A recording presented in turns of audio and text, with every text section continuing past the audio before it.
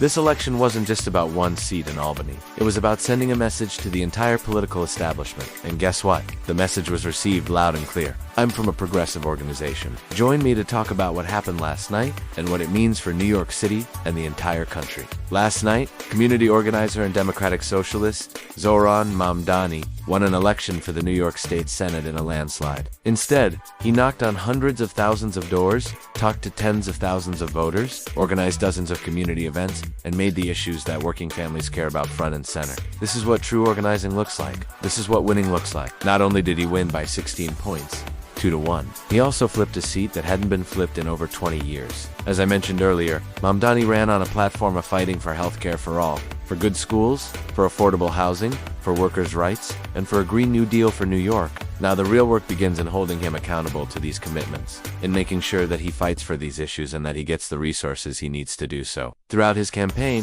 Mamdani made it clear that he would fight for healthcare for all, for good schools, for affordable housing, for workers' rights, and for a Green New Deal for New York. We'll use this account to give you updates on his first moves in office, on how you can get involved in his first year. But it's up to us to make sure we cross the finish line. So let's get to work. Let's build on this momentum, and let's create the New York we know is possible. And on how you can help ensure that he has the support he needs to pass the progressive legislation that New Yorkers are demanding. And he made it clear that he'd do this by taking on the establishment, both in the form of big-moneyed special interests, and the corporate media. To say that this win is nothing short of game-changing is an understatement. But let's also take a moment to recommit ourselves to the fight for a better New York and a better future. A future where healthcare is a human right, where good schools are a reality, where affordable housing is a given, where workers' rights are protected, and where we take action on the climate crisis. This win is especially meaningful because it shows that people are ready for leaders who are unafraid to stand up for working families. One seat can be the start of something much bigger.